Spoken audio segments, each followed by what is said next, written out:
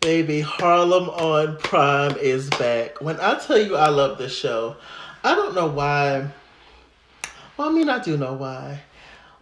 But I connect to the show so much. Being a 30 something, um, just trying to navigate life. I'm not in Harlem or anything.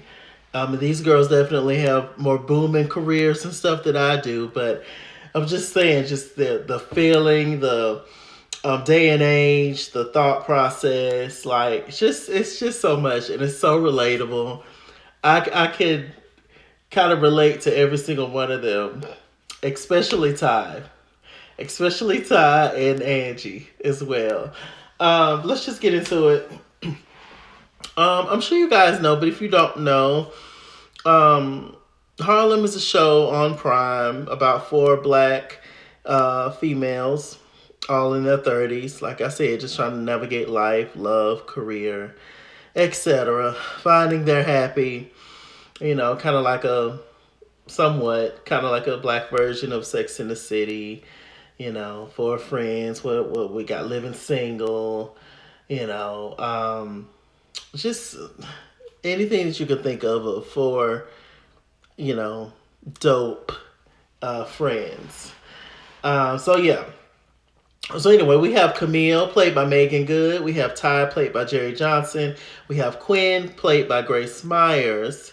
And we have Angie played by Shaniqua Shadai. Okay, Shandi, something like that. Anyway, she's my favorite. But yes, I think I reviewed this, but I think I did like an overall review of Harlem.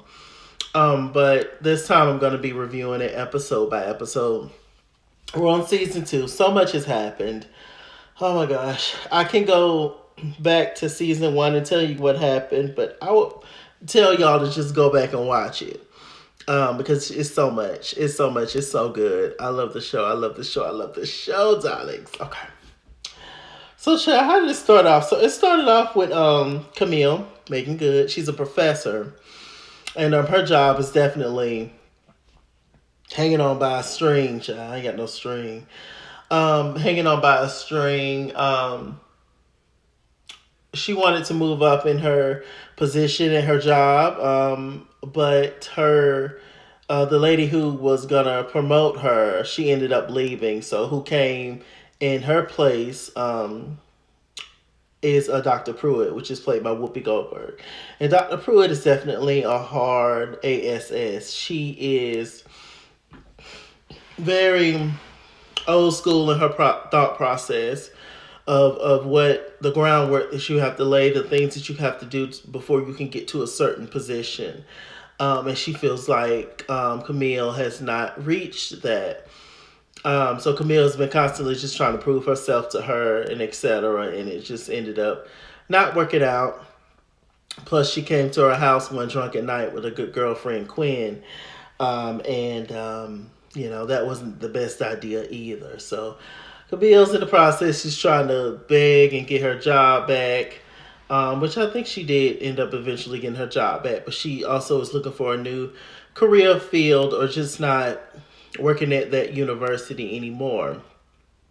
Um, and so, but Camille, she is in love with Ian.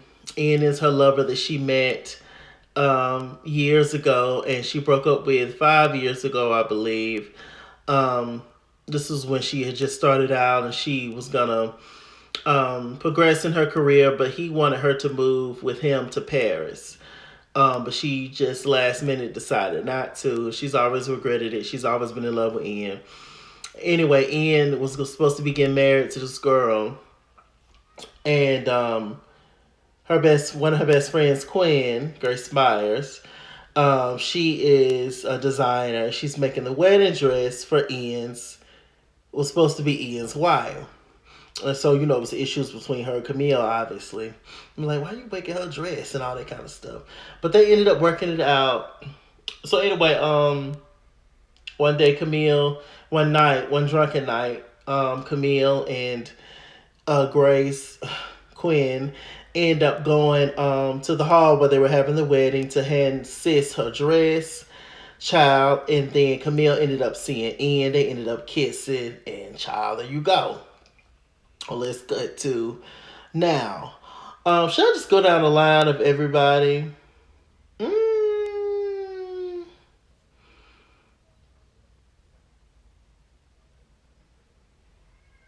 I guess I'll do that. Ty, let me just go down the line a little brief refresher. I said I wasn't going to do it, but I guess I have to. Because it only makes sense, you know. So we have Ty, who is a lesbian, and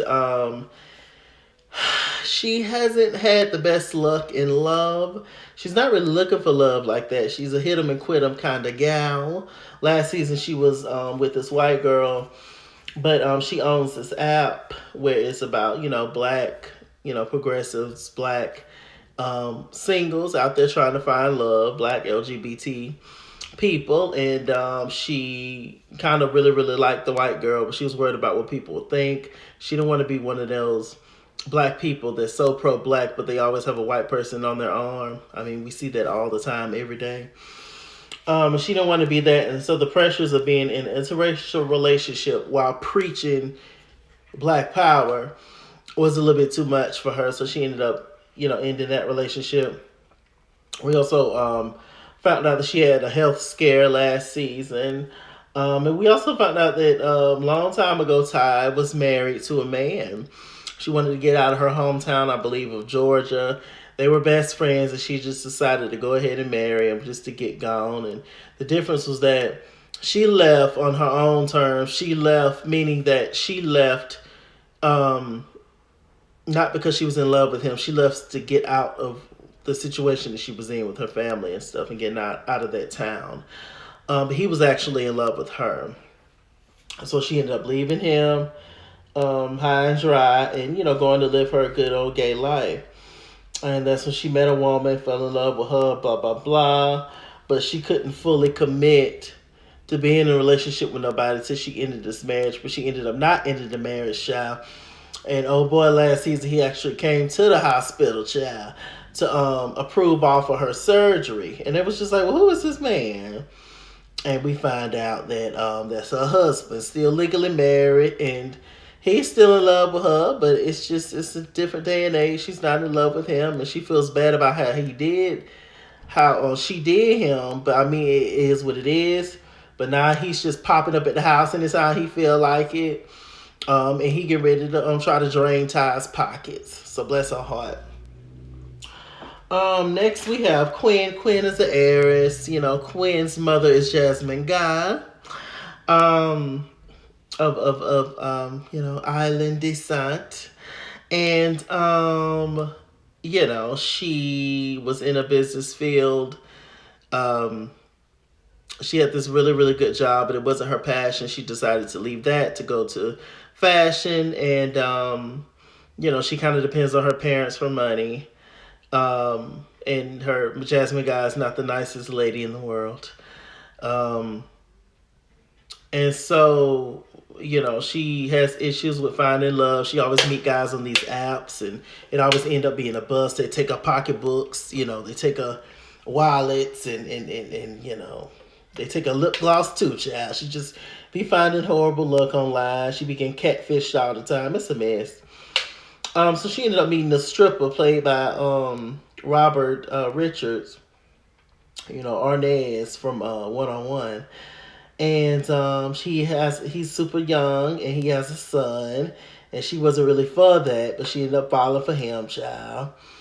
Then, in the midst of that, she ended up meeting this politician, this lady who's running for president named Isabella, the Enchantress.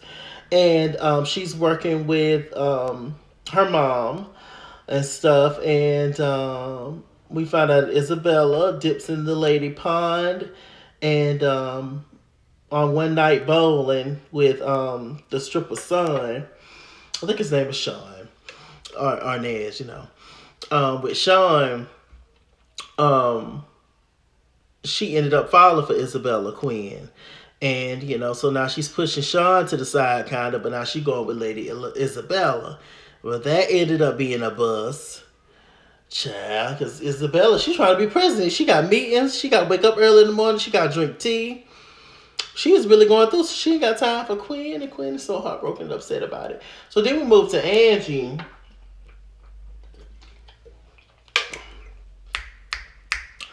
Angie and Quinn are best friends.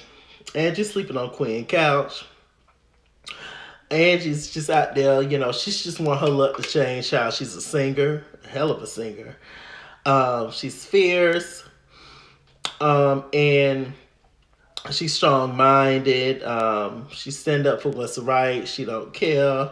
She gonna get her D. And she's that girl. And I live for her. I live for Angie. I live for Angie. Angie's finding hard at love with this season, but she's having fun. At the beginning, these 2 episodes, she's noticing that kind of her luck is changing. She hitting the lottery for $5. She's progressing a little bit, slowly but surely. And so she ends up meeting multiple people. She met this guy at the nail parlor, and she ended up meeting his roommate and slept with both of them. Then she ended up meeting the cousin she was telling Quinn and slept with him. And then later on at the gas station, she ended up meeting this dude who has a beautiful home, but he ain't packing nothing but a pinky. And he had the nerve to tell her that maybe her stuff was too big as to why, things ain't working. She read him, cussed him out, got him good. And so Angie's just going through it, child. I don't know if she's necessarily finding love. She's just trying to find her way out of the situation that she's currently in. Going back to Quinn and Isabella, she's worried about Quinn kicking her out for Isabella. But then we find out, like I said, what went on with Isabella, Quinn's first lady crush, and she broke her heart. That's usually how it goes, child.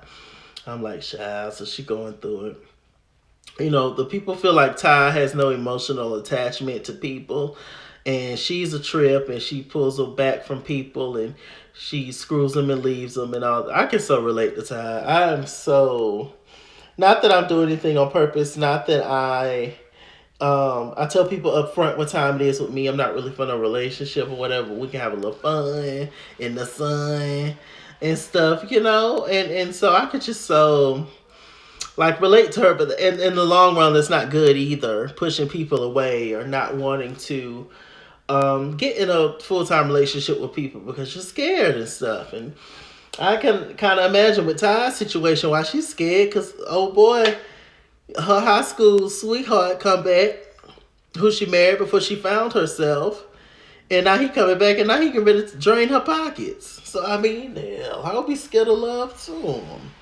So she's meeting people. She found out that she was on this website called shebetoxic.com. And it was just saying how toxic she is. She love them and leave them, and eat them and leave them, and lick them and leave them, and gone about her business. And I just say, well, Ty, hey. So then we go to Camille. Camille probably has the messiest storyline there is, child. Like I said, and Camille got back with Ian. He was getting ready to get married, literally getting ready to get married. The wife caught them 2 kiss. The fiance caught them 2 kissing, child.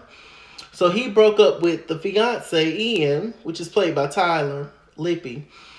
And then Camille, she was with this dude named Jameson, real good dude, a good man, Savannah, a nice, sweet, kind man. She was with him, and he wanted her to move with him to, I think Chicago. But she declined, and she didn't really tell him the tea about the situation with Ian and all that, and how she got back with him and all that. But yeah, she had to tell him, and it was just awful. It was just awful. I do wish Ian and Camille the best, but my God, if it don't work out between them, they both gonna feel absolutely ridiculous. I didn't like the Mirror Girl anyway for Ian, but I like Jameson for Camille. Absolutely, he was a good man. He was a good man. So Megan, Camille, I hope it work out for you, sis. I just don't know. I just don't know. I definitely hope it work out for you, sis. That was pretty much the review, child. I hope y'all got some out of it. I know it's a little bit all over the place, but if y'all watch the show, hopefully y'all do. It will all make sense. If you don't watch the show, please go and watch it. It's on Amazon Prime. Go back and watch season 1. It's only like, 10 episodes or so. Y'all can do it, child. And it's so good. It's so worth it. It's so good. It's so good. Anyway, y'all stay tuned for my other reviews, child. With that said, I'm MrChalaki. MrChalaki on Google+. Follow me at IsKeysra on Instagram and Twitter. At IsKeysra89 on Snapchat. Chase King on Facebook. MrChalaki on Cash App and PayPal. And as always, run me my money or run me my fade. Run me my money the way I get paid. Stay black. Stay tuned. And I'll see you guys later. Bye. Happy Black History Month.